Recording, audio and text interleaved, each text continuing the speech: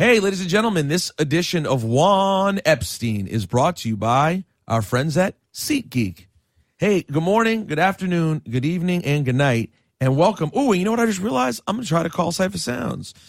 In for Cipha Sounds today is the great Quartermain. You may remember him from the No ID episode. I was there. Was that correct? I was there. Yeah. You were there in another one too, but you co-hosted that one. Daddy was supposed to be at the other one, and then it just became me, you, and Ciph. Oh yeah, exactly. And the girls. I don't remember what girls were there. But there's always always an array of women.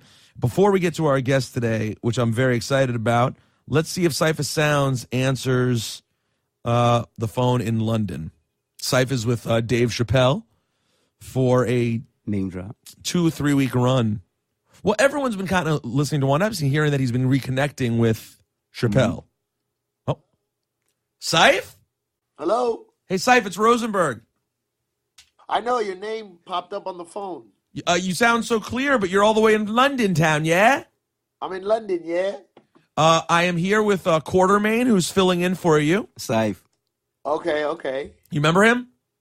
I do. He said hi, but you couldn't hear him. It was far away. I heard him. Okay. I just didn't want to respond to him. Okay, got it. He sounded like in the bathroom. Because he's coming for your spot. And then our guest today, Ciph, is we have DJ EFN.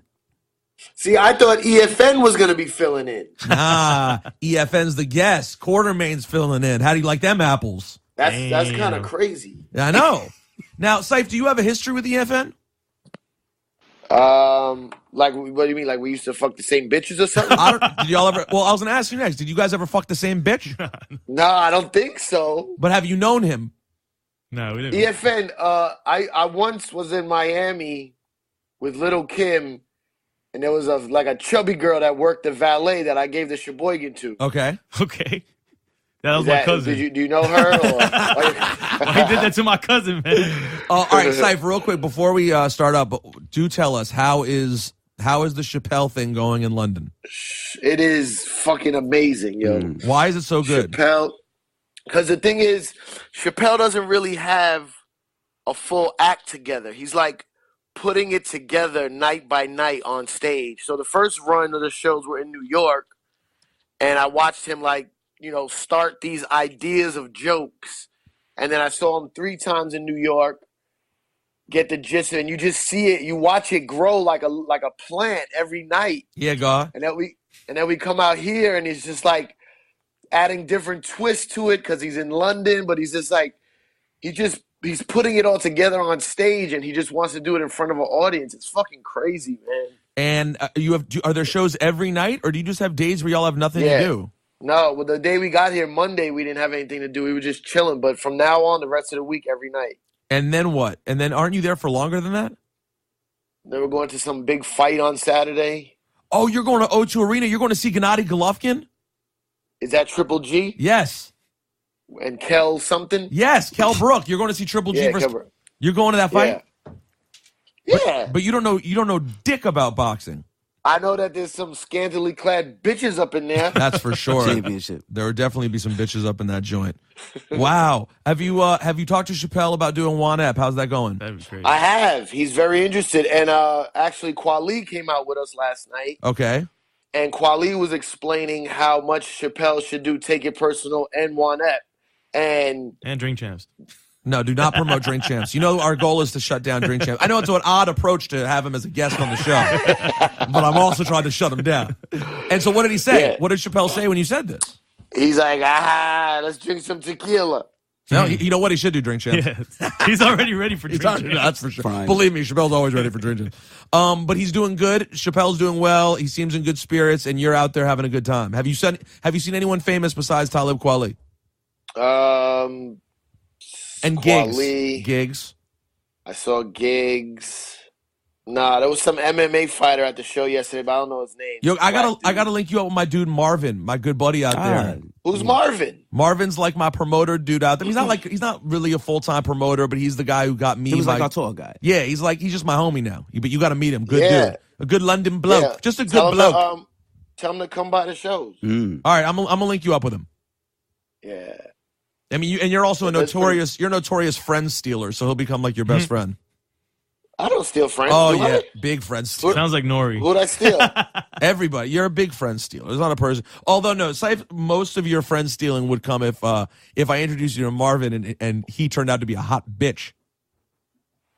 Oh, man, I don't know what you're referring to right now. I'm just kidding. Kind of. Anyway, Ciph, we love you. Have fun in London. And if I do more Juan Eps, I'll check in with you. When are you coming Why back? are you cutting me off? Just leave me on. You want to stay? Yeah, I'm in my room. Oh, yeah. Set. All right. The more the merrier. All right. Well, ladies and gentlemen, from the Drink Champs podcast and just Miami hip hop history, Crazy hood. we have DJ EFN in the building today. How Thank are you, for man? having me, guys. Thank you. What's It's an honor to be here. No, that's very kind of you. First of all, I can't hear his mic. hold on. See, this is why I don't want to have you. Hold on, Ciph. I'm putting you closer. Patch me in. All right, try talking. Talk now, EFN. You hear me now, Ciph? Yeah, there we go. That's All right, my perfect. boy, my Cuban brother. I can bring up the volume. I'm Cuban. First of all, congratulations on Thank the you. success of Drink Champs. Appreciate it. It's doing very well. It has become one of the most talked about hip hop podcasts for crazy. sure. I think it's the most talked about one in a long time. Right. But the thing that I found interesting about you is that you came along into a lot of people's world as this host of Drink Champs, but you've been like an underground DJ, Miami staple for a very long time. Definitely. You could probably say I was like the Tony Touch or the Clue of Miami.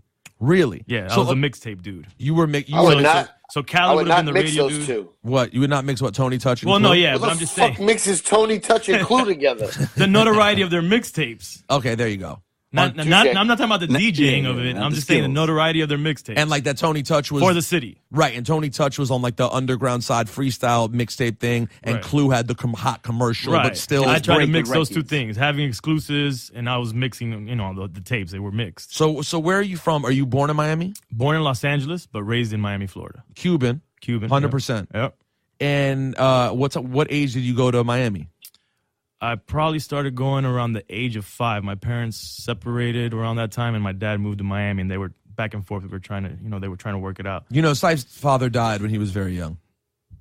I don't know if that's a joke or not. No, it's Ciph. An awkward pause. It's serious. You are Ciph? Yeah. I was just thinking about my dead dad. Are you all right? Do you want a minute? No, I'm okay. All right, we're glad you're over He's it. back. He's back. It's been a long time. Condolences. Well, no, it was about. He died about. Ciph, how old are you? You're about.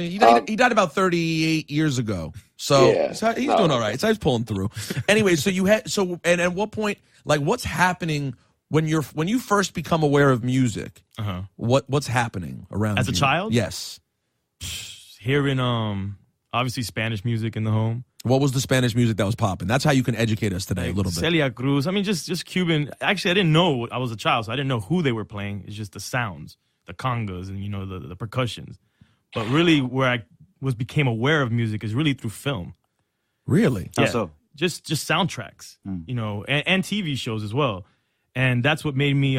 That's what really got me inspired into. I didn't know what I wanted to do, but got me really into just music culture as a whole. Like just seeing films and seeing pictures, music and pictures together. Huh. Interesting. You know. What movies are the first ones that really resonate that you remember? I mean, think of all the movies from the 80s, You mean like the score of movies? the scores Like the movies or the the songs, like the soundtrack. pop songs that were attached to these movies. I'll tell you one of okay. my biggest one of the songs I really loved was I think was it Herbie Hancock for Beverly Hills Cop. Yeah, Was you it don't Axel F? you don't mean Axel theme? F. Yeah. You mean Axel F? The Yeah. Dun, I dun, used dun, to dun, dun, I made a pause tape that was the whole A side, and I would act like I was Axel running around, the streets. You had your own theme music. Yeah. Like that was everything to me. Music was the theme to our life. That's a really interesting way of getting into music that you don't hear about every day, that people associating it with film. Yeah, I mean, not necessarily film, just visual, Visuals. life experience, like because you see it in a movie, but then now when you live in your life, you can add music to it. Yeah, of course. So music, is a bookmark to different things, experiences in your life. Yeah. And then seeing the music, like when you would watch a movie that was like a timepiece, like the Kennedy movie or whatever movies that are timepieces, and then they had music from that time period, you associated that music to that time period. I know. And then the funny thing that can happen is sometimes it can get fucked up in your head because you become familiar with a song from a television show or movie, but it's not really of that era at all. 100%. For example, best example of this, I don't know if anyone in this group will necessarily appreciate it, though you may, is like for a lot of people, myself included, Tiny Dancer by Elton John is forever the movie Almost Famous. But Almost Famous came out in like 1998. Right. And Tiny Dancer, I don't even know what I'm guessing 1978? Well, that's going to happen. It's about the 70s. Right. So, but it just, in your mind, you're like, oh yeah, I was this age, but that movie was about the 70s. Right. So but that's what I love about it. I mean, one of the things I've been geeking off of recently is, I went to the spot. Ciph, I went to the place last week in LA where I bought my jukebox. Yeah. Yo, you have to go there, Ciph. Some sick shit. Yo, the upstairs. So in the back, he has these jukeboxes. This guy, he restores jukeboxes. He restores soda machines, cigarette machines, arcades, old video games. He has all that stuff. But then upstairs, he just has old music equipment, beat machines, speakers. Oh yeah, Ciph, you would definitely hook me up. I will. Yes. This place is dope. But yeah, we were talking about. He was saying that I was asking about like the weirdos who he deals with, because when you operate in the nostalgia business, whether it's the video games or the jukeboxes, you meet some interesting people. Right, for sure. And he was saying that record weirdos are the biggest of all weirdos to him. Like he's talking about the most intense ones, the ones who are like, because like record weirdos are it's all within reason, right? Like Ciph's a record nerd. Daryl, you're a record. We're all record nerds to an extent. You were, Daryl. You fell off. We all are or were to an extent. But like, I'm the kind of person that, for example, if I see a copy of a record on Discogs and it says very good condition and it's 50 cents, I'll buy it. And as long as I get it, it plays and doesn't skip, and the static isn't overpowering. Man, I said. Sorry, Ciph? No, sorry. What Ciph, what was that? I'm getting my set together. Sounded like Supercat. Man, I said, show me how you get down. Some UK records. You don't know about these records. Okay, thank you. Definitely right. No, you gotta get us stuff on that.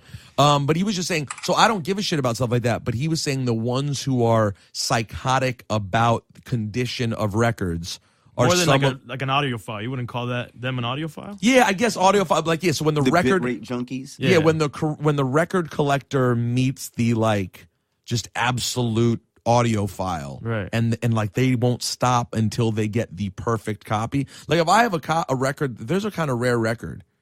I consider myself to have it as long as the record will play all the way through. Now, if it has a big skip in the middle, then I might as well not have the record. Right. But as long as the record plays and I could be out and play it if I need to, then to me, I'm good. But there are some people that just won't even categorize. Now, let's start there for a second. We'll work around. They want like sealed records. Sealed or never, or maybe open, but like barely played. Nah. And no marks on it whatsoever. That's good. That's what the record's for. That's how I always felt. You fucking not play it. Yeah, like that. That's the thing. But we're DJs. With a toy. But we're DJs, right? As opposed to just straight. Like I'm a record. I consider myself a record collector, right? But I'm a DJ.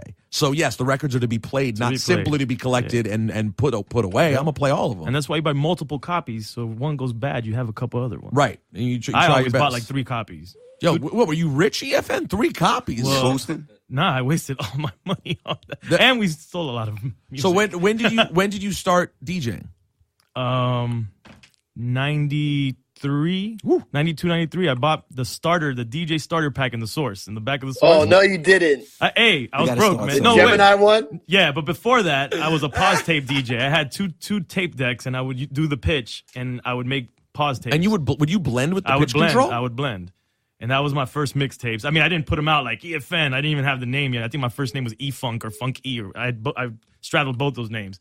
And then I got my first turntables. I still wasn't ready until I got my techniques. And then when I got my techniques... Well, no, let's not skip over the set, though. Okay. What turntables did you have first? Yeah, the Gemini. The Gemini. So what came in the Gemini set? You mean music? In the back of the Source. No, what came in the DJ pack? It was a basic mixer. I forget what brand it was. And then it was the Gemini, turntables, headphones. It was probably a Gemini mixer.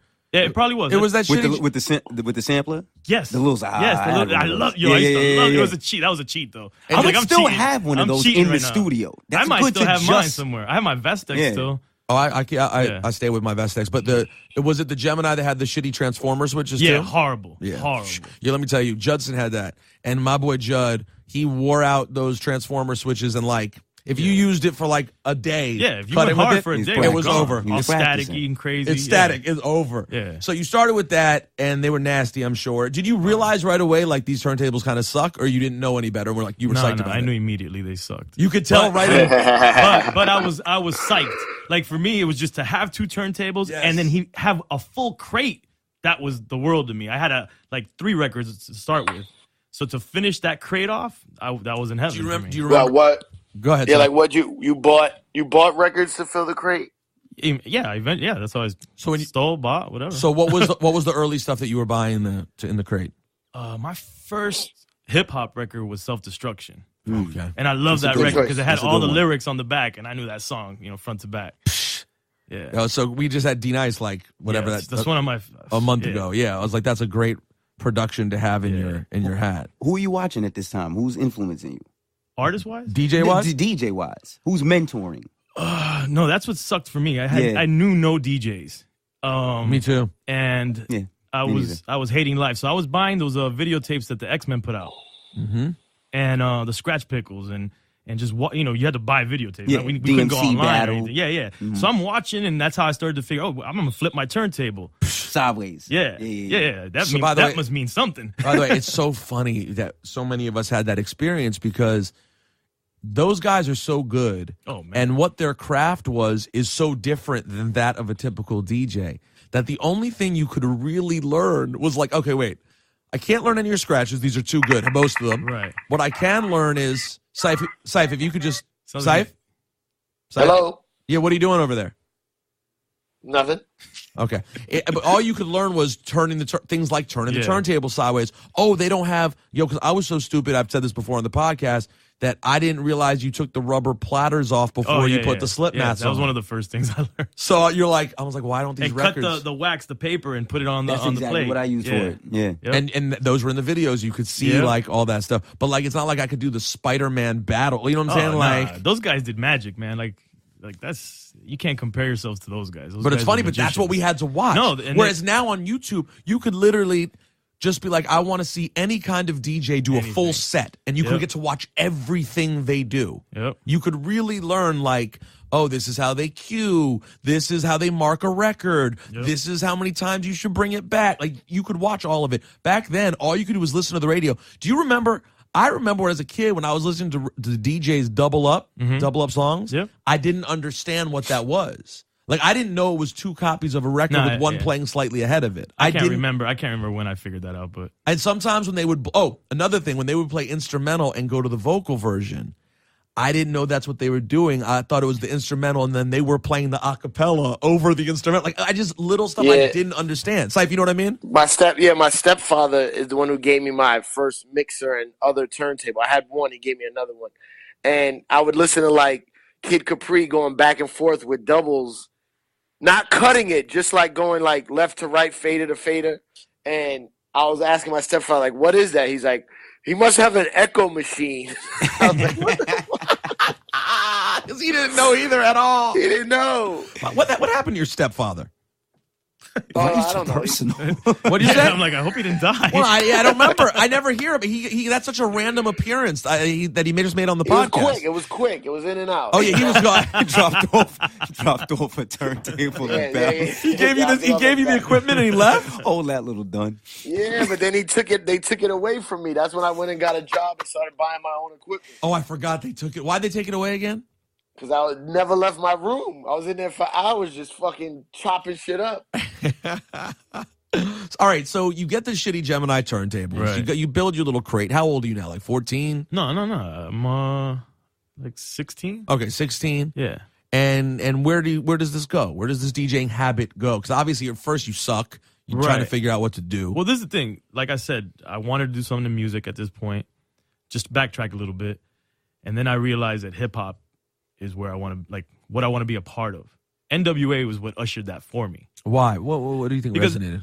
Before that, if I had a tape like that, I would make myself just a regular tape with different music. It would have everything from Metallica to John Bon Jovi to the Beastie Boys to LL Cool J to just a variety, Dougie Fresh, whatever. It was eclectic, all over the place. I don't know if you ever heard of the Butthole Surfers. Like, I was a skater too, so I had thrash music, all this stuff. But it wasn't until NWA that I really felt like I felt like an energy come from hip hop, that you could just feel it. Like you could feel anger, you could just feel something there. And I was just like, this is crazy.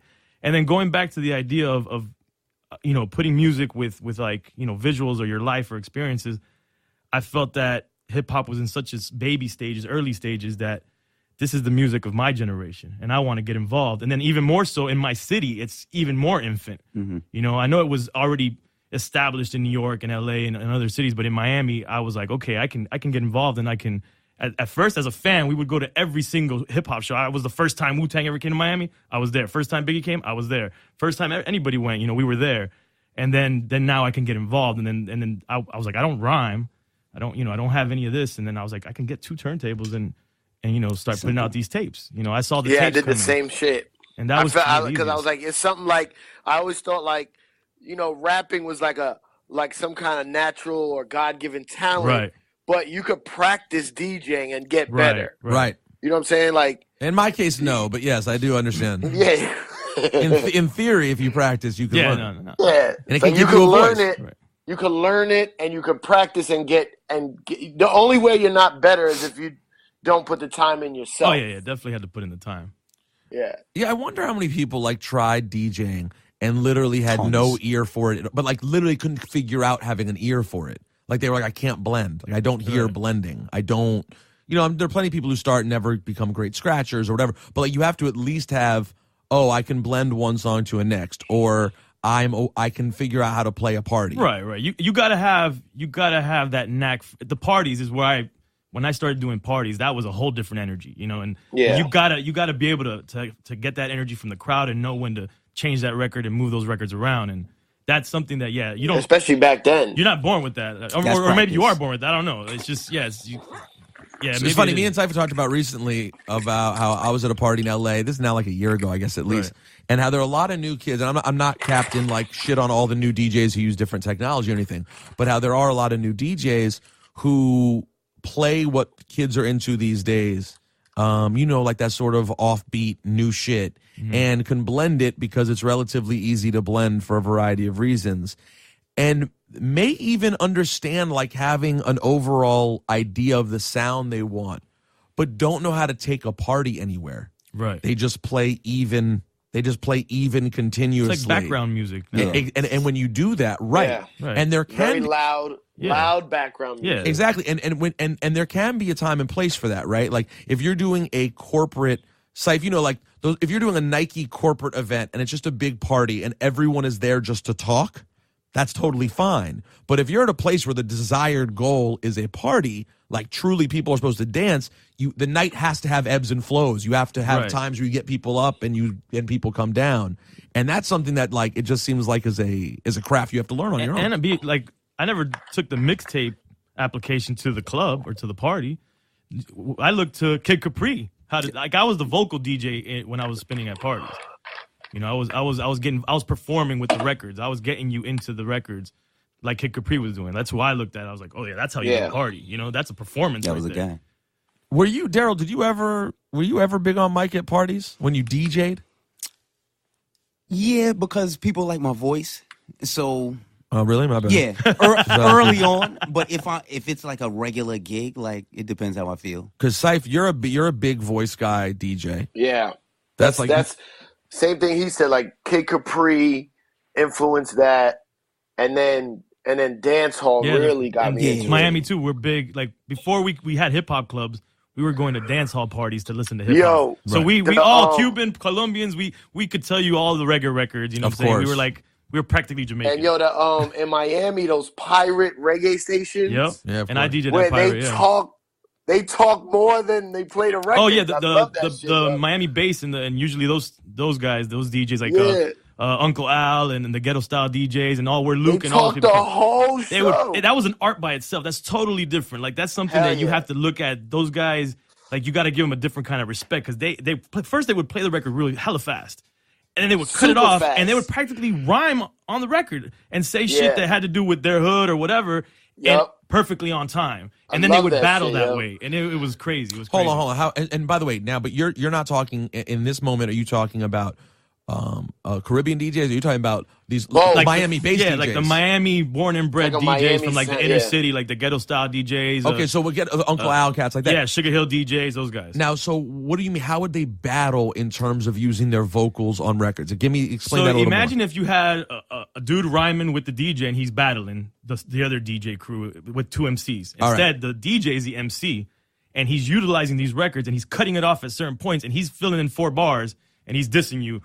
Fucking motherfucker, you mother, like that, whatever. And it's perfectly on time, and the record's fast because they still want people dancing. So the record's pitched up to dance. Because remember, they're going on the BPMs of bass music. So even if they played a song that wasn't bass, they brought up the BPMs to that same 120. BPMs. Yeah. LL Cool J is Carter as hell, blah, blah, blah. Quarter Yeah. Mink can go to hell. Yeah. Taking out records and going back and forth and being part of it. And it was, and I had the pleasure of seeing Uncle Al battle. We went to this one party, and I was just blown back by like, yo, what these dudes are doing is amazing. Like it's an art form by itself. You know, it's not like turntablism as we know it, but No. it's an art form and it's native to Miami. Now, could any of those guys, the great Miami DJs, were any of them also really good mixers or scratchers or both? Was there anyone who had the total package, or were they mostly personality more than and selection more than they were DJs? I think it was mostly personality. No, what about It was skill though to it, but it was a different kind of skill. Okay. Wait, there was one guy. Remember, there was one guy. They used to play his shit on Video Music Box. Was it Magic Mike? Magic Mike is Mike. from Orlando, Tampa area. He's crazy. Yeah, he's And so dope. Magic- he can cut, too. Yeah, but I don't consider him Miami because he's not from Miami. He's Oh, from that was Orlando? Yeah, he's Central Florida. Yeah. Oh, okay. Just like Jam Pony 'Cause he Express was- is from Central. He was cutting.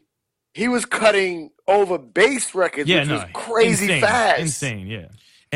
Now Magic Mike, who was one of the bigger names from Florida in the first 20 years of Right. hip hop, was he popping in Miami too? Yeah. But he was known in Miami as an out of towner. Yeah, I mean, But he got love. I don't think we even said it in those terms. It's just he's from Orlando. He was just known. Yeah. I mean, he wasn't just the people knew he wasn't from Miami. But it's funny, in my mind, the name Magic Mike, I always associated, I think, with movie? Miami. With Oh. bass. I associate with bass, I think. Yeah. I mean, And we tend to lump bass. Yeah. So he was part of the In bass Miami. movement, but originally from Orlando. yeah. I mean, I think bass, and I'm not going to say I'm the expert on bass, but bass, you got to go to Texas, Atlanta, and Miami, and it has different forms of bass. But Miami bass, I think, originated from Miami.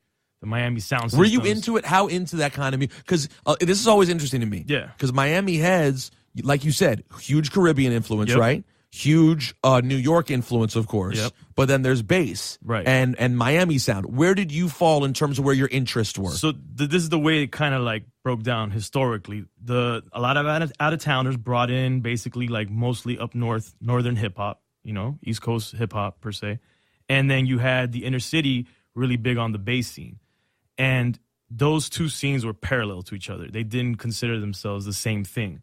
So, but as you're growing up in Miami, as we did, you appreciated bass for being like a native music to Miami, but we were hip hop heads trying to create this hip hop identity that was not bass. We wanted lyrics, we wanted the boom bap, we wanted certain kinds of beats, but we wanted it to rep Miami. So we were fighting for that. And then on the bass side, those guys at that time in that period, they kind of like they didn't like the hip hop scene because they saw it as a New York thing coming in, as an invasion. But like for myself, I'm originally from LA. My boy from my crew. He's from Jersey. Like we weren't from New York per se. We were all building a life in Miami. Our identity was Miami just as anybody else, but we wanted to create an identity for hip hop in Miami. But just real quick, but when we would go to parties, bass is such an important part of our growing up, of our young life, is that you played reggae to dance with the girls, then you went to a hip hop set, a dope hip hop set, and then you went back to the bass to dance with the girls.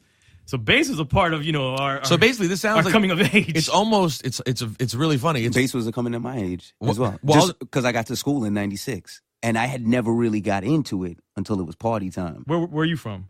New York. Oh, okay. Yeah. But But he then went went to to Maryland. Maryland, Oh, okay, '96, and then that's when you had everybody from other places. So it was Right. some go-go in there, and Yeah, it was well, a lot of and bass. I was gonna say the way you described your relationship with bass was the same way hip hop kids growing up in DC felt about go-go. Go-go, right. It wasn't what our passion was, Right. But you had a crate of go-go and you knew you were going to play it. Right, You had to yeah. be up on the records, even if it wasn't. And then you developed a certain appreciation. I'm sure you're probably the same way. And then when you go out of town, you have even more of an appreciation when people play Miami music. Even if when you were in Miami, you were like, actually, I'm more like a Mobb Deep kind of guy. Right, you know what I right. mean? For sure. But that's just the nature of being a hip hop head. Yeah, definitely. So what did you do with the DJing thing? How was it? The tapes first that got big for you? How did you build the EFN thing? Well, the company that I started a company called Crazy Hood Productions, and my partner here is a part of the company, and I started it in '93. I mean, incorporated and everything.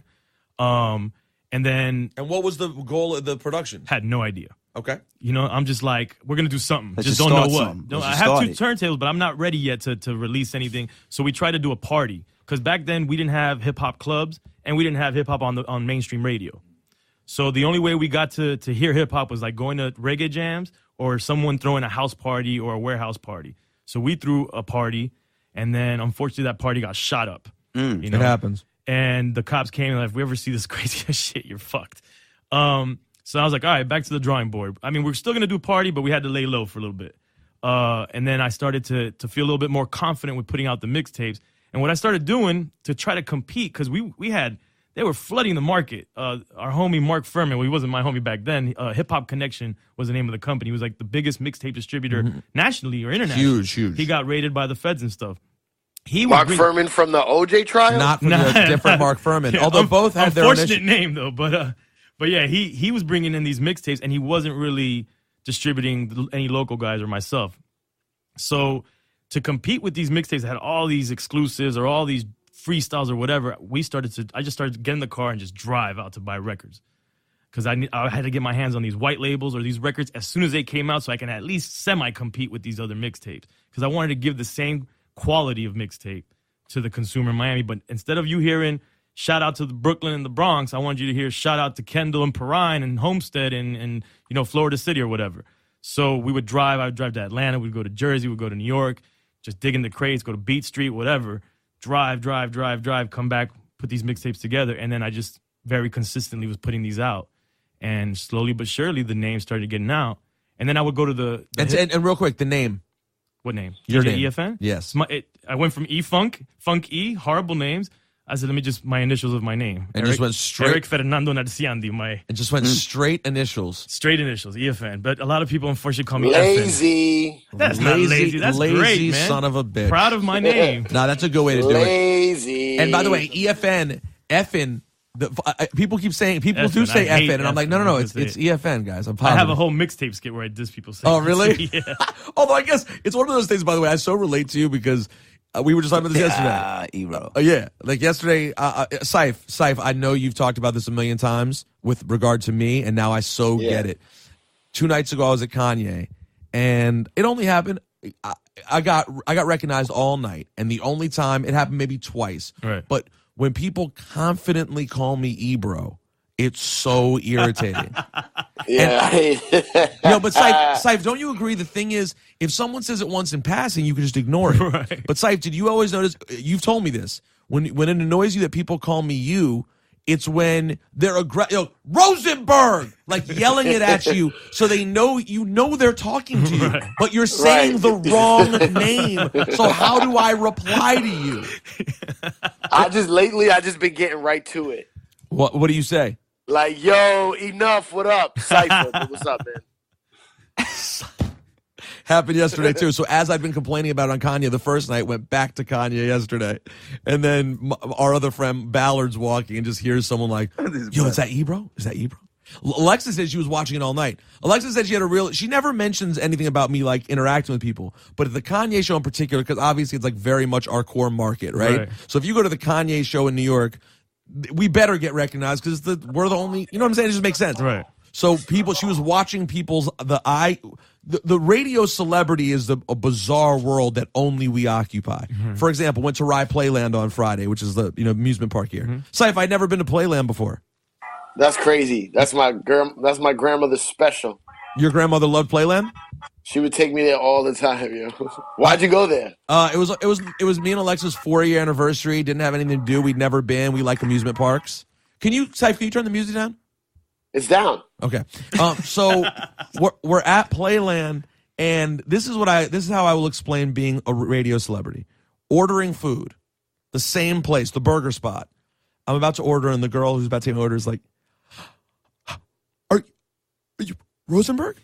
And I was like, yes, nice to meet you. And she was like, oh my God. She was so excited. She's like, oh my God, so excited. That's sweet. Walk around to pick up the burger. The other girl who's handing me the burger looks at me, looks down at the food, looks back at me, and is like, Rosenberg. Oh, here's your food. Knows who I was, doesn't give a shit. Says it out loud, but with no excitement whatsoever. I'm like, that's the worst. Which one did you like more? I liked the first one better. I did. The first was way better. It's way better.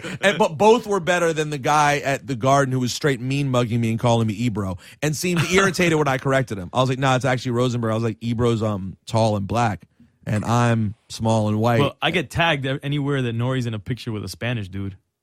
Oh, yes, of course. Oh, yes.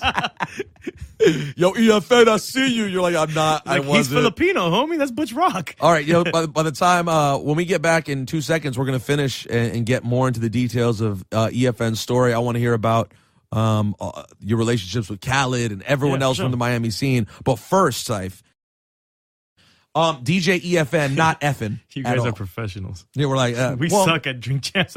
Well, that's one of the things that we'll get to the podcast, of course, Drink Champs, which the newest episode is what, Bow Wow?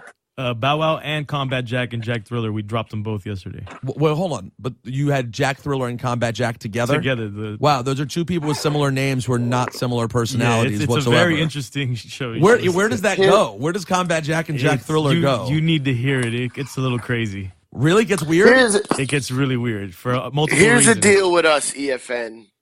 We are professional broadcasters. That's right. Yes, I know this. And you guys are fucking drunks. Exactly. Yes, we're drunk amateurs. You're drunk amateurs. That's the beauty of it, though. Yeah. Oh, it's funny. Did Combat Jack say to you what he said during our live podcast, which was like, no, like our podcast is good because it's professional, and yours, it sounds like college radio bullshit, but people like it for some reason. Well, that's what you guys just did to me right now. Exactly. And now we're flipping like, ours is really good. Yours is good if you like that weird drunken bullshit. I wonder who we're going to say that about next. What's the next heroin addicts? Like, now you and Nori. Nodding off. Exactly. You and Nori are going to be like, yo, these fucking, this Lean Champs podcast is terrible. Yo, these crack champs. Yo, nothing would be more boring than the Lean Champs podcast. And it would pop probably. It would pop. Yo, pop. Everybody be drinking lean while they listen. Fall asleep. Makes so much sense to them. Okay, so and I'm jealous. I'm actually jealous that you got to Bow Wow because every time I see Bow Wow, I'm like, I really want to have you on the podcast. But here's what I'm gonna tell you. Is that real? Yeah. I've always wanted Bow Wow, and whenever I see him, I'm like, we got to do it, but it never happens. The thing I love about your podcast, and in terms of it, like, because I naturally am like competitive and like always get irked about other stuff, but yours never irks me at all because, well, because Nori's a friend, of course, and I'm proud of him, but also because you guys are so inherently different stylistically. We're totally different. Right? Like, we're so nerdy that, like, for example, you could have Bow Wow on your show. Oh, you mean as a show we're different? Yes. Me and Nori are two different people. Oh, it's different people, yes. Yeah. But as a show, it's so different than ours. Like, we could have the same guest the same day as you, and the podcast would actually accompany each other nicely, but you're not going to get the same podcast. Right. You know what I'm saying? Right. So, like, I listened to the KRS-One episode, and, like, I really want to get KRS. Still haven't had him. Saw him recently, haven't had him. But I'm like, yo, I got amazing stuff from that podcast. Some of it was stuff I would talk about, but a lot of it isn't. Right. You know what I'm saying? And so it's like, I like that. I think both subscriptions for Drink Champs and JuanEp are great because they're like, well, because there are some, like, I won't lie. Like, I might not want to hear Combat Jack's interview with someone the same day as I heard ours because we have there are similarities to the approach, right? Right. Your guys' approach is so in a different space. We have no approach, really. Right. It's just getting drunk and having fun. But like I heard I would never, and I don't, no disrespect to whoever's going to hear this, but I would never think I would be interested in a Core Mega interview. Right. And that interview was fucking amazing. Yeah, super dope. It was really, it's like, it's so ill. Like, I never even knew any of that stuff to even want to ask Core Mega those questions.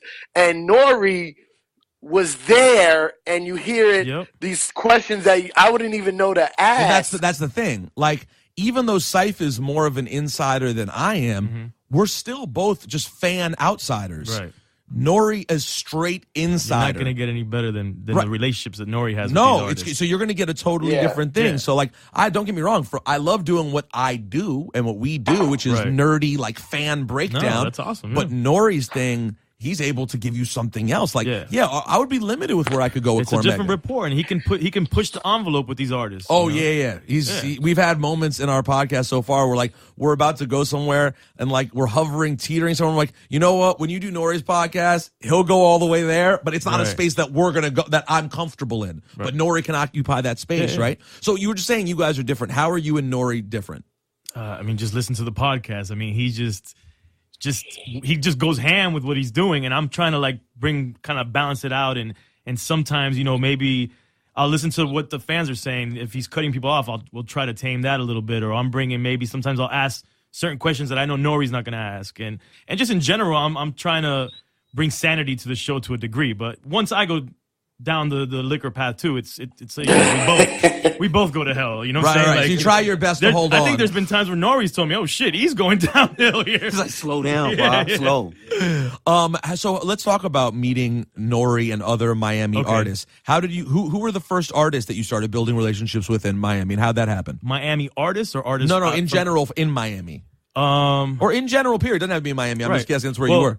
I think I mentioned I started going to, because I knew, you know, when I wanted to do this whole music thing, coming from where we come from in South Miami, we have no connects. You know, people were looking at me crazy, like, you're really going to try to do this as a career? Like, you don't know nobody. So the only thing that I saw that I could do is start to go to these hip-hop conferences, these music conferences, like Jack the Rapper or How Can I Be Down, stuff like that. How Can I Be Down was in Miami, so that was easier for me. So I started going there, and we were like a crew, Crazy Hoods, like at that time, like 15, 20 dudes, you know, and we would just rush, you know, go to these conferences all wearing Crazy Hood shirts. And, you know, I'm here looking at the blueprint of like a Wu-Tang. Creating a presence. Or Def Squad or, you know, things like that. So we wanted to create that for Miami. So we were going, even No Limit. So we were going to these conferences. We created a presence. We wanted people to know you're in our hometown. And I am a DJ that you need to know in this hometown if you want to break into this market. And since the radio wasn't playing it yet, mainstream, you had to utilize someone like me to get your music out. So whether it was building a rapport with artists, managers, or label execs, they all were dealing with me. And I was also doing pirate radio and college radio, although I wasn't at college, but I was doing the WVUM, the UM station. Of course. Yeah.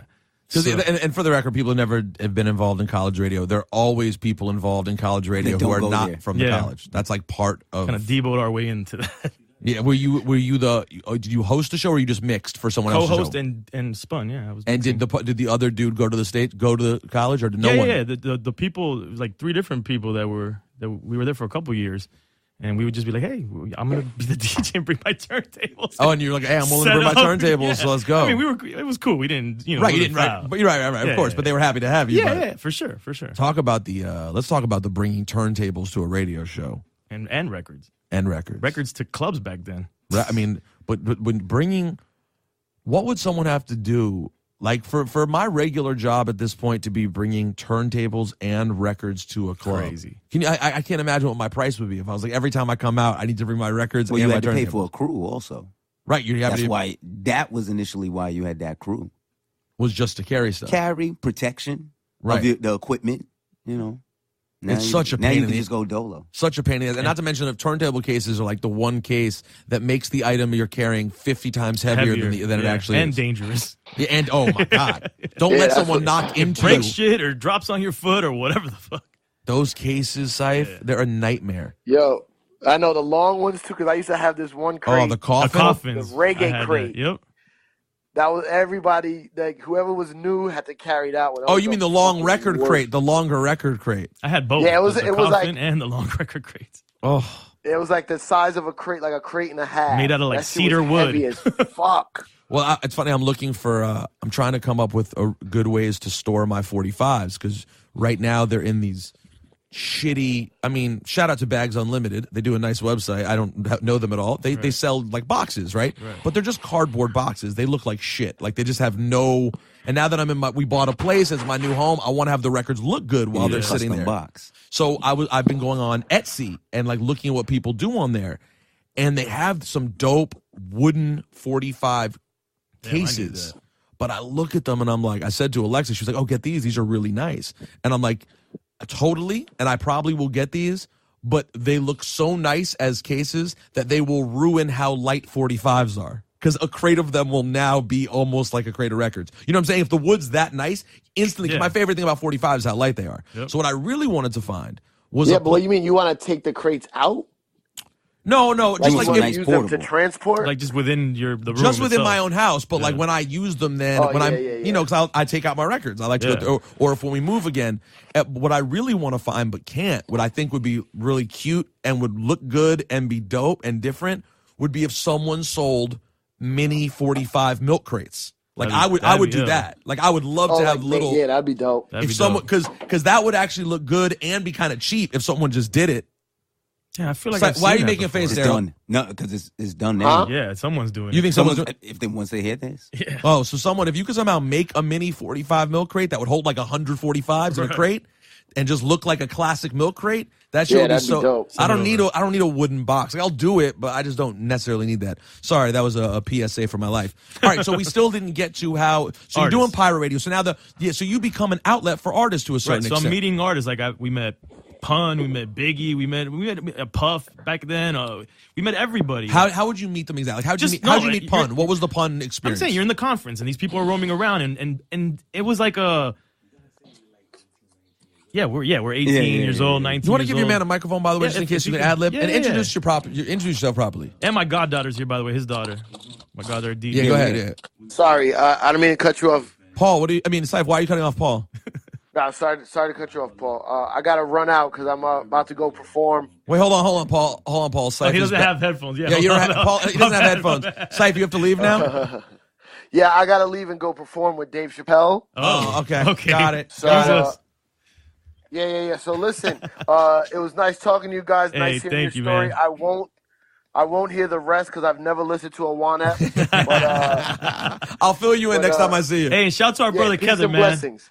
Yeah, shout out to our brother Kether. That's right, Kether. that's my family right there. Ciph Kether from Monster is the reason that EFN is here. And that's my brother. Oh, my Kether, business yeah, partner, that's my dog, yo. I Yeah. love that guy. Well, now that you said he's his brother and you said he's your dog, I just call him a friend. But I feel kind of understated. All right, Ciph, tell I see y'all later. Chappelle to do on that. Bye. Peace. Sorry, Paul. Go ahead. So you've been itching to say something that he's been leaving out. Go ahead. Right. For me, I mean, it's important to say that we are young. You know, we didn't have the outlet, like he said. We didn't have no connection. We didn't have anybody showing us what to do.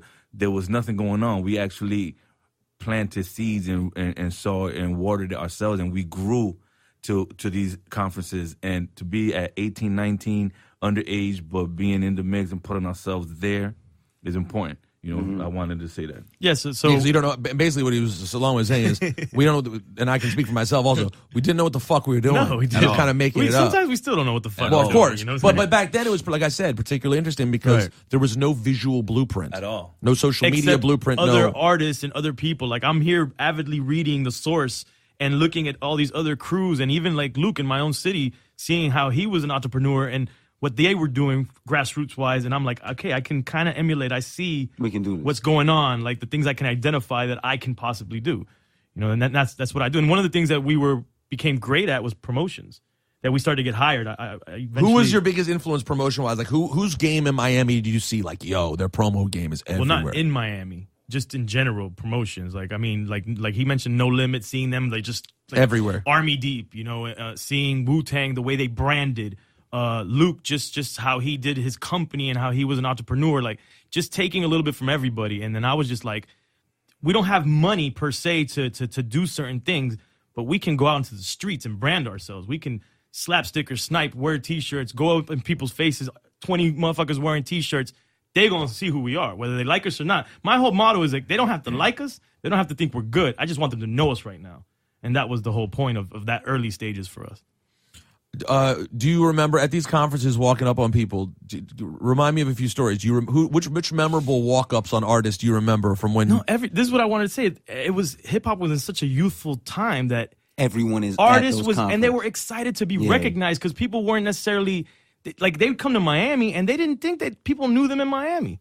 You know, so when you walk up to them, be like, yo, like I'll give you one. Exhibit had just Paparazzi out, you know, and just on vinyl, I think, at the time. So that it's only played on certain mix shows and mixtapes.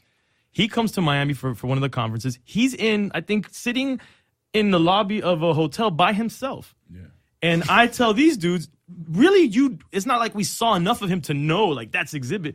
But I just had, like, the sixth sense when it came to ours. I'm like, I think that's Exhibit. You know what I'm saying? And then we're like, let's get, hey, yo, Exhibit, blah, blah, blah, whatever. Kicked it. He was hyped. Like, yo, bought some liquor. He said he had a show deep in the city of Miami. He didn't know how to get there in Wynwood.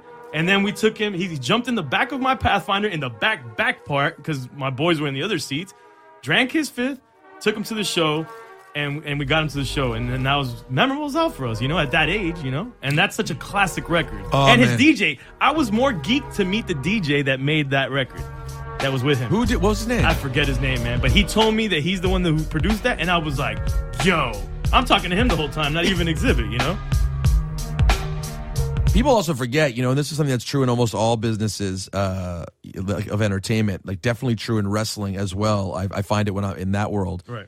Is that like being a bit of, it's hard, right? Because everyone wants to be on and be popping, but so many of us who really are into it at some point kind of play the role of fanboy too. And that's how you meet people, right? Yeah. Like you might even get played. You might even have a situation where you get played where you're just a fanboy of an artist, you help them out, they turn out to kind of be dicks. Some might be, and I haven't necessarily had that experience, but I've seen it. I've watched other people be like, they're kind of, I'm getting people weed, doing whatever they could do to find a reason to be around.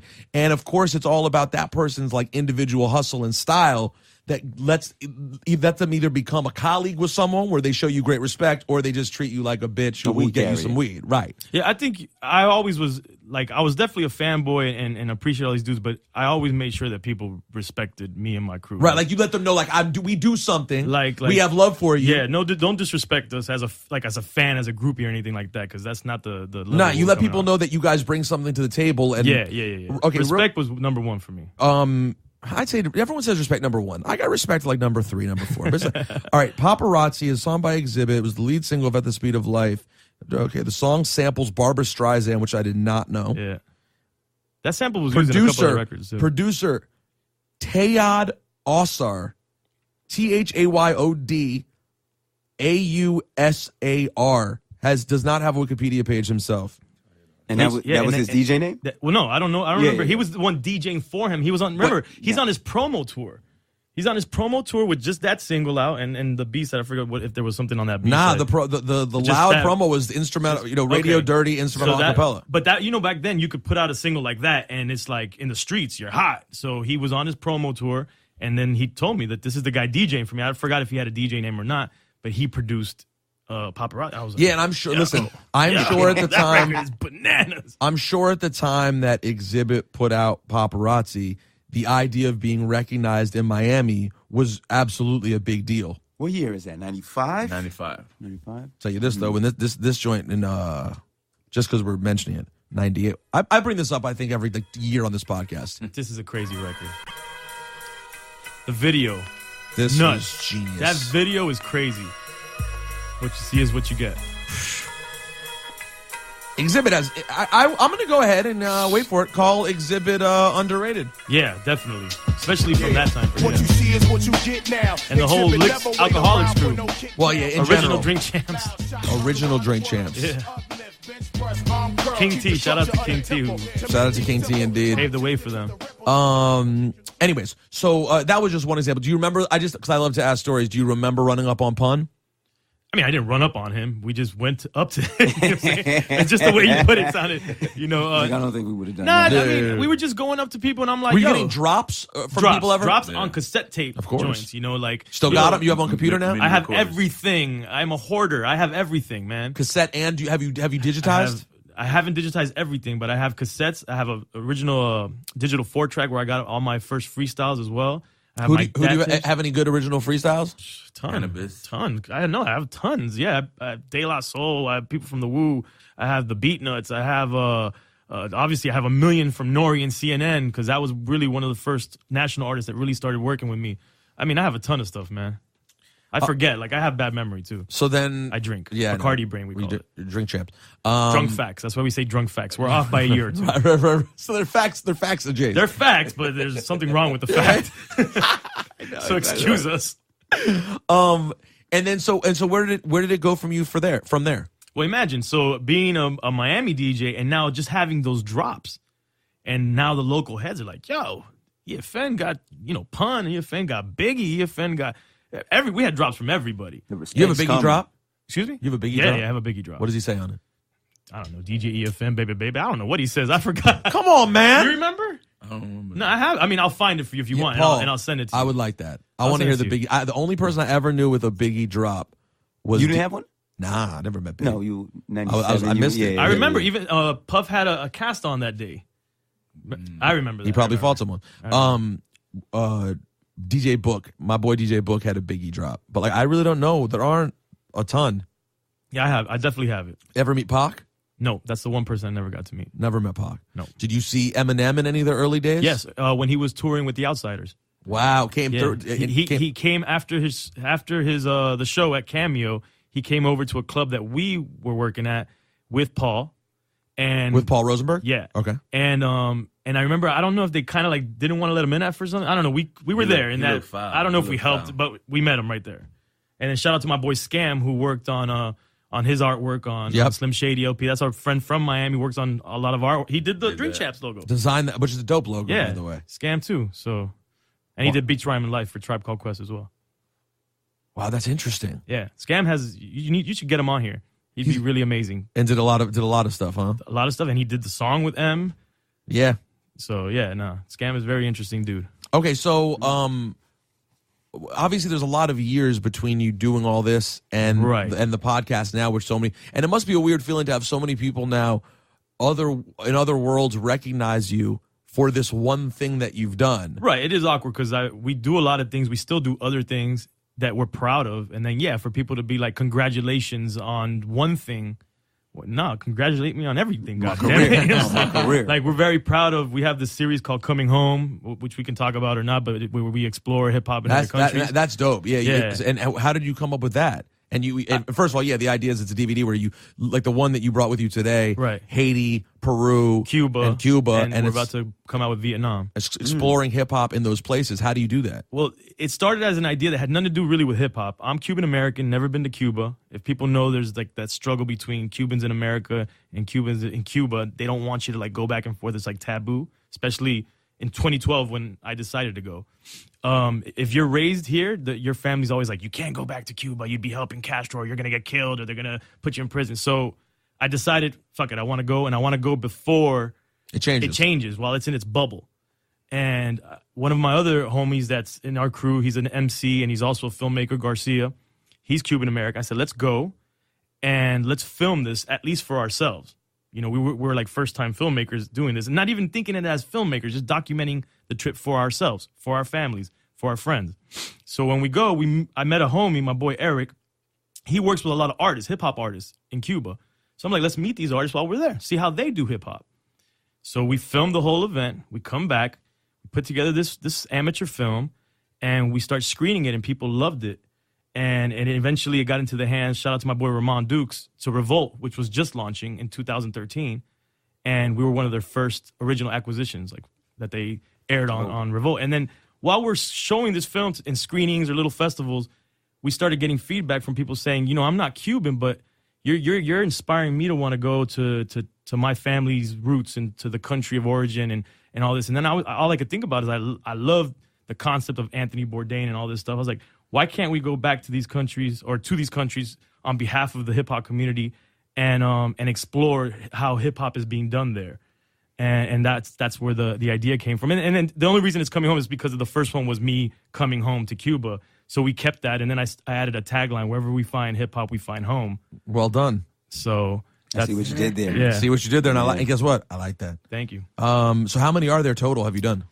We're about to release our fourth one, Coming Home Vietnam. And in that Coming Home is mine again because my father fought in the Vietnam War. He's a Marine veteran. And I went to the base where he fought Khe Sanh. And I kind of like have that as a part of the subject matter, you know, going on behalf of the children of veterans and just kind of seeing, you know, adding that to the film. Wow, that's very, very cool. Where can people get the DVD? Can they get it? Crazyhood.com. Crazyhood.com still. And we're going to make Blu-rays now.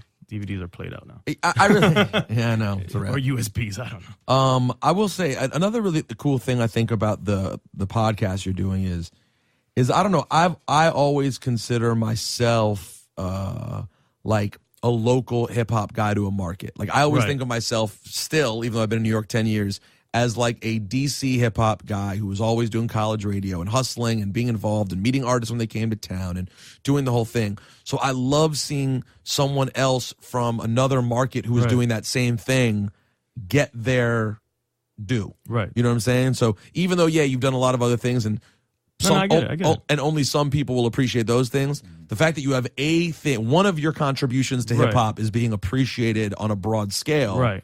Is very cool. Now talk about having to deal with Nori 24 hours a day, 7 days a week. Well, real quick, to your point that you just said. Yes, please. I really feel like on the show, on Dream Champ specifically, I rep for all those DJs in all those other markets that have done so much for these artists and don't get their due. Yeah. You know, I am that guy. I am the voice for those guys, you know, because we've done so much to prop up all these artists. And now, you know, because technology has changed, times have changed, these DJs are kind of like seen as obsolete. Yeah, but they're a part of these people's careers. People really don't get it. Like how, and we're talking about like how many markets there are. Yeah, and from my side, it was radio mostly. But there's the club side. There was mixtape radio. Yeah. There was these record pools. There was all these I had things. a record pool as well. Of course you did. I could. By the way, if I had to guess, did you have a record pool or not? I would have said yes. You had a record pool, 100%. So Nori is a wonderful person. Oh, that's my brother, man. One of my favorite people in music, and one of the people I consider a friend. Like to the point, you know, there are only some. A friend is someone who you've had ups and downs with. And Nori and I have had ups and downs, ebbs and flows in our relationship. From behind the scenes. I'm sure, of course. But I always had a strong affection and appreciation for Nori. That said, he's a pain in the ass and a crazy person at times as well, I'm sure. I mean, he's part of the allure to Nori. Right, he's ADD as fuck. Yeah. He gets really excited about things. He's so sincere. That's what makes him a great artist. He's authentic. Yeah. But, you know, that can be a challenging thing as you are the backbone of the operation. Right. So what are the challenges, and what are the easiest things and the most challenging things about making Drink Champs happen week to week with Nori? The sporadicness of our schedule. Drink Champs has no organized schedule. And neither does Juan Epstein, believe it. I know what that's like. It's not, and it doesn't make it easier. I got news for you. Like this quickly was supposed to be from a side hustle became a full-time. That's how overwhelming it has become. And yeah, I mean, that's the challenge for me in general. I mean, I'm sure it's a challenge for Nori, but I think he embraces it more than I do. You know, he's down for whatever, whenever. Sometimes I'm not necessarily down for whatever, whenever. What's your family situation? Single man, girlfriend, but still, I do a lot of things, and I have other family, and you know, right, of course. And you already had other things that you are very involved in. Yeah, company, promotion company, consulting. I do a lot of things. Do you still DJ out much? Not much, no. No. Do you consider yourself an active DJ still? No, but I'm getting. I lost my inspiration. Definitely lost my inspiration for making mixtapes. I feel mixtapes don't exist anymore. At least as we know them. They changed. They changed. The word mixtape has a different meaning now. Right. Yeah. And then DJing. I come from an era that the DJ dictated what you heard and your mood. Was a tastemaker. Right. And if we played a record that you never heard, you were gonna, and probably like if you respected the DJ, you were gonna go with him wherever he took you. DJs can't do that as often anymore, or if they even can at all.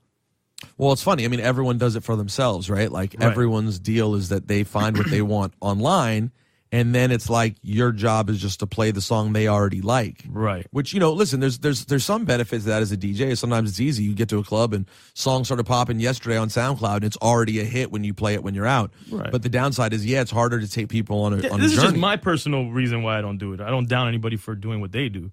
How's your vinyl collection? Did you keep everything? I got like 20,000.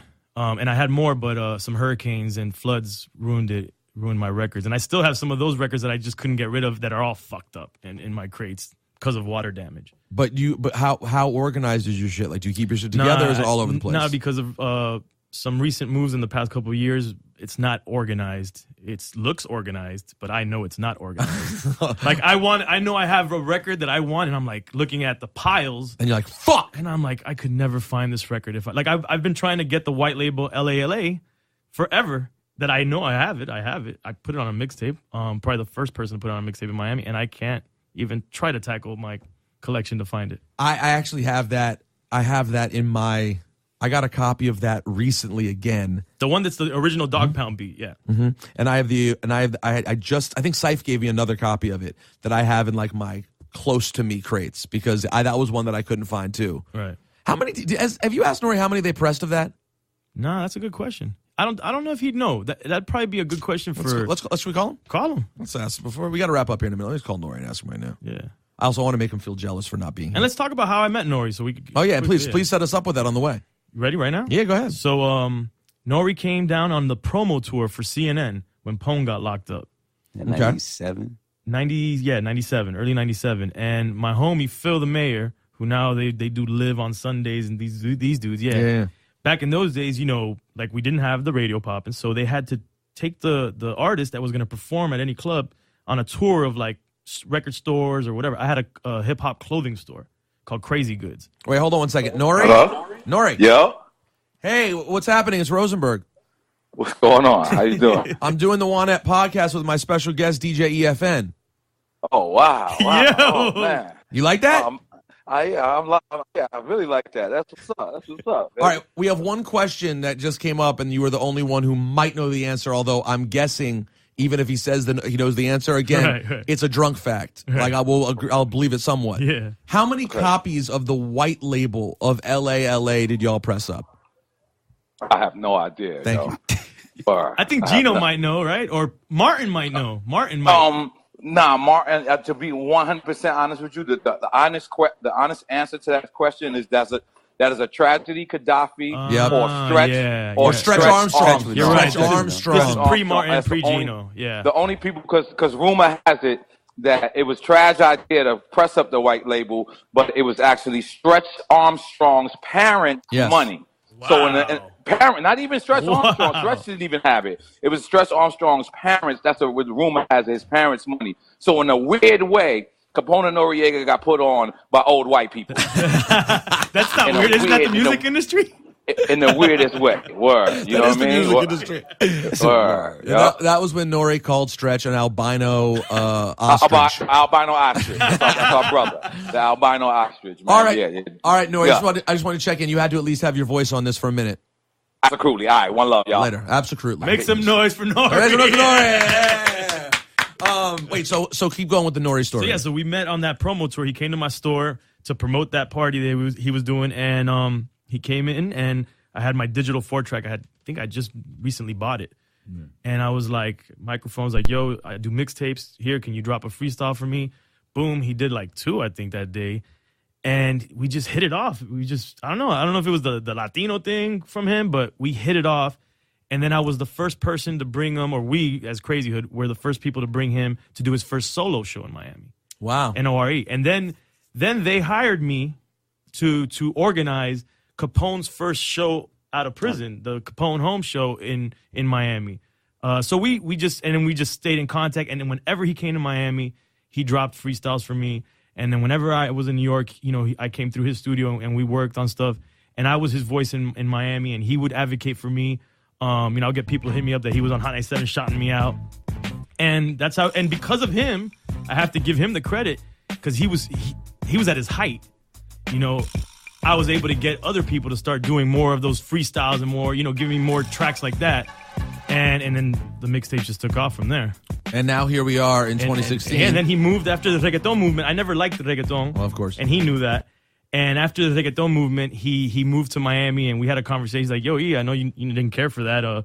Let's work on some hip-hop. And we did the first record we did together when he moved to Miami was where he did a joint over the D-Nice, My Name is D-Nice beat. What's called? My Name is N.O. My name. Yeah, and that was the first thing we did. I said, if we're gonna make a hip hop comeback, it's got to be on a classic hip hop beat. And I actually think it was his idea, that specific beat, that's one of my favorite tracks. And we set it off with that, and then he kind of made a resurgence from then, and here we are today. years later, and we did the Sirius XM, which was called Militainment Crazy Raw Radio. We did that for 3 years on XM. Then on Sirius XM, we were on 66 Raw. Shout out to Leo G. What up, Leo G? Yeah, he put us down. He saw something in that as well. And then we were on Backspin and Hip Hop Nation. And then Nori started touring again with CNN. They did the Channel Live album. Channel 10. Yeah. Channel 10 album, which I think I was the A&R executive producer. And then I had been telling him about podcasting for a while. He didn't really, he didn't know much about what podcasting was. And then he did, I'm kind of fast forwarding everything, but he did Tech Stone. And for about 2 years now, I've been trying to do this podcasting with him. And then once he did Tax, he's like, okay, I could see myself doing it now. And I always knew he was a natural at it, his personality and the chemistry and with the artists and all that. And then Drink Champs was born. And here we are. And we got to shout out my homie Godfrey from Gamertag Radio, who's the one that brought us over to CBS to play that it. Yeah, I think this is a really great thing for the genre. Like I said, my only bitterness that I told Nori this was that I just hadn't thought of. And it's not to say I hadn't thought of it, because I definitely had. I knew how good a host he would be, but that I didn't follow up. And I know that Nori trusts me enough that if I've been like, hey, I want to do this, he would have been open. Right. And I just, classic me, had my hands in 1,000 things and did not do that. Right. But God bless CBS for getting it done, you know what I'm saying? I would have had a terrible deal structure anyway. Well, God bless us, too. Everything's pretty in-house. I mean, I'm thankful for them. And their structure. God bless for them for coming up. Yeah, for stepping up for sure. But I also no, not stepping up, coming up. Oh, coming up. They came up. They came up because making it happen. Yeah. Because now they have a machine that runs by itself, and they get some nice team money. over there. They're on point, and they're on the ball for sure. They're making things happen now. But I also want to give a shout out to Combat Jack and his loudspeakers. They were on 2 years ago. They were trying to make it happen with us as well. Yeah, which is a good thought by them as well. Yeah. Instead, I worked with Joe Budden, and that blew up in my face. That didn't work out. I mean, it's working out for Joe, but me and Joe, none of them. So what? He's under your? Oh, well, technically, I believe he still is, but we're not exactly on speaking terms. We're not on not speaking terms. We've texted. But I don't. But see his this. podcast is doing well. Oh yes, I think that's amazing as well as it does, and it's just him and he has some co-hosts. Yes, well, it was him. he had some co-hosts, and he doesn't have guests often, so it's pretty. No. How well it does. Yeah, no. Joe's thing is a different animal altogether, and that's another. I knew that Joe would be great because he had the years where he was on Hot 97 as a host, and Joe's a natural born radio host for a lot of reasons. Wow. Yeah, Joe did mornings here. Oh, I didn't know that for a year. I had no idea. This is before Pump It Up and all that. I'm assuming. Nope. After Pump It Up. After? Yep. Oh, wow. It was like a year after Pump It Up, and he was like between album cycles, and had, I guess, become a regular and a friend of the station, kind of. Right. And so he ended up filling in, and then they ended up having him do it. And the reason, ultimately, he couldn't do it because just schedule-wise, doing mornings is such an animal. Trying to be a rap artist and do mornings is not a reasonable thing. But he always had that gift. Yeah, Joe's incredibly talented. Some people, you should be friends with. And some people you should work with. Right. And sometimes the combination is not the move. But his podcast is great. He's going a different direction now, and Marissa Mendez no longer there. Though her new podcast, I've been told. Oh, she's got one too? Marissa Explains It All is coming soon. She's doing her own podcast. Yeah, because she developed her own little thing on that show. She played a nice little role. And then it kind of fell apart, which is probably my fault. Anyways, hey, DJ EFN. It has been a pleasure, sir. Oh, one more thing. You have another shout-out? I do. I knew it was going to be another shout-out. This is hip-hop. You got to get these shout-outs. I'm also a manager, and I manage Mayday, signed to Tech Nine's label Strange Music, and they're about to hit the road. Space Cadet Tour, so look out for Mayday, please. We had a gold record. We got our first gold record with Fragile, which is Tech's record, produced by Mayday with Kendrick Lamar. Of course, I have the Fragile vinyl. It's a great song. Congratulations to Mayday and us as well. Yeah, did you just congratulate yourself? Yeah, man, I'm part of management. Yeah, I had to. Me. If you don't congratulate, Paul, who will? Congratulations. Who will? You got to give yourself a little accolade. Hey, listen, congratulations, man. Congratulations. And I want to congratulate myself for having you on this podcast. I'd drink with you if we had liquor. I know these bottles are empty, but trust me, whenever I don't have to drink, I probably should not drink. So I will. Nori and I have discussed this. The next time I'm in Miami, I don't know when that is, but I definitely want. I've definitely never done a drunken interview, so God knows how that could go. I will. You have to. Okay. I'm not going to get. I'll always stay within reason, but I'll bully you into drinking. Right. Nori has. I have drank Tiger Bone before because of Nori. So but no, that's not really liquor. That's No, it's just a It's weird an elixir for sex. Yeah, which is weird that Nori gave that to me. Anyways, slip that to you. that's neither here nor there. Hey, Quarterman, thanks for hanging out. No problem. Yeah, I ain't doing nothing. No, not really, but it was still always fun. It's always to fun. see your light denim jacket. You know what I'm saying, in the building. Have you here? Bring that energy. That's what we do. Paul, pleasure, man. Hey, thank you. Do you have any shout outs you want to give? Because EFN's already given a lot. I don't want to leave it. Crazyhood.com. Yeah, crazyhood.com. Now, damn it, he controls your shout outs too. What the hell's going on out here? Shout out to Heckler. Also, He's gonna go down. the love, the family. All right, Miami, what everybody. up? Nori, peace. JuanEp, catch y'all next time. Peace. Thank you. Easy.